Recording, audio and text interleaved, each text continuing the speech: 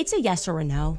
Okay, let's stop this ditching. Let's stop the dodging. Let's explicitly, I want to hear from Turning Point USA that I'm lying about that. I want you to say no, it was just, Stop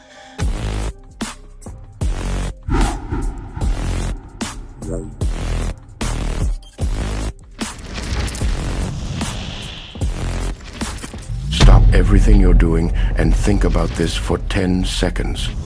What if the loudest voice telling you that Turning Point USA just staged a coup is actually the one orchestrating the most emotionally devastating implication campaign we've seen in years?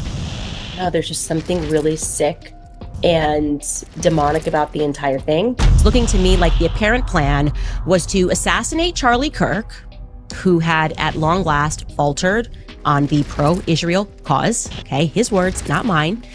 And then to stage a hostile takeover of his brand and of his legacy. Over the last few weeks, Candace Owens has dropped a series of statements where she describes the leadership change at TPUSA in the most regal, almost Shakespearean terms. You've heard it. The language of kings, of thrones, of successors being forced in against the will of the true founder. But I'm starting to think that the assassination of Charlie Kirk was something akin to a regicide, right? The assassination of a king to install a new ruler who the king would have never approved of. She never says the name Charlie Kirk in that sentence. But everybody knows exactly who the king is. And she never explicitly says Charlie Kirk never wanted Erika Kirk as CEO. But that's the picture she paints, isn't it? Charlie, a beloved founder, no longer here. But her theory suggests that he'd be quietly horrified while a board supposedly rams through a successor he would have rejected with every fiber of his being. That's heavy. That hits you right in the chest. And in my opinion, that's also the genius of how Candace communicates right now. She doesn't have to produce a text message, an email, a recorded phone call where Charlie says, "I do not want my wife running this organization." Here, there's a widow, and then there is the chairman and the CEO, and she has assumed that role. Okay, so criticisms pertaining to anything at Turning Point USA that are being directed at Erika are fair. Yeah, I'm putting the fire here right at the feet of Turning Point because I am disgusted. She just has to plant the seed with royal metaphors, with grief-tinged pauses, with a slow shake of the head. And the audience fills in the rest. We do the work for her. We get angry for her. We screenshot, we duet, we trend #JusticeForCharlie before we even ask, wait, is there actual evidence he opposed this?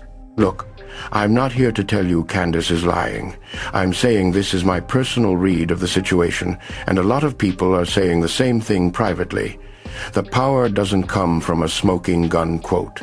The power comes from the implication. Turning Point suddenly got super de-duper faithful with what I would say is an interesting cast of characters. The wrong character. And implications travel faster than facts, especially when they're wrapped in righteous sorrow. To those of you who think that you are going to replace Charlie Kirk, okay? Kings are born. You don't just get to depose and tell us that we're going to follow this individual, okay? I'm one of the Masons of Turning Point USA. You put a shill in Charlie Kirk's chair, in Charlie Kirk's company, and you try to tell us to follow that individual, I will be an enemy of you. There will be nothing that can stop me, okay? And I want you guys to understand, this is not a threat, this is a promise. There will be nothing that can stop me. You feel that? That's not just commentary. That's emotional engineering. And it's brilliant. And it's working. But here's where I pause and invite you to pause with me. If Charlie Kirk truly never wanted Erika to lead TPUSA, where's the clip? Where's the old interview? The offhand remark? The board member whispering, "Yeah, he told us privately he had someone else in mind"? Because if that evidence existed, Candace would have dropped it by now. She's not shy. Instead, we get metaphor after metaphor about kings and unwilling heirs, and metaphor is powerful, but it's not proof. Again, this is just my opinion, allegedly, based on everything publicly available right now. Maybe tomorrow a recording surfaces, and I'll be the first to say I was wrong. But as of tonight, what we have is a masterclass implication that turns grief into suspicion and suspicion into certainty, all without ever having to defend a direct claim. So here's the question I'm wrestling with, and maybe you are too. Are we mad because we've seen undeniable evidence that Charlie was betrayed? Or are we mad because someone we trust is telling us, in the most poetic way possible, that we should be? One last thing that's been quietly nagging at me, and I'll just put it out there as pure speculation, my personal read, nothing more. When Candace talks about this successor the king would never approve of, there's this undercurrent, almost a sigh, like she's describing a crown being placed on the wrong head.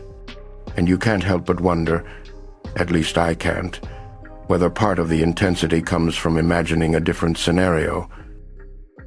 One where the board, or Charlie himself, looked across the conservative landscape and said, "You, Candace, you're the one we want on the throne next."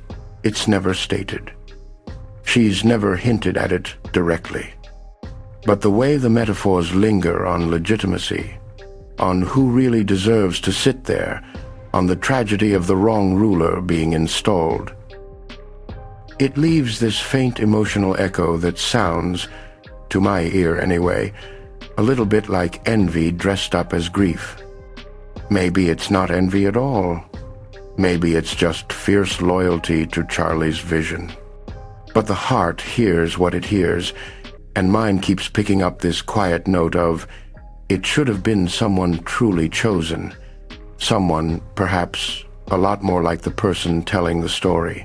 Again, that's just my private, late-night opinion, allegedly based on tone and subtext alone. No receipts, no quotes, just a feeling in the room that's temperature. I still admire Candace's courage and her voice. I'm just asking all of us, myself first, to notice when a story feels true because it hurts in the right places. And when some of that hurt might be coming from a door that never opened.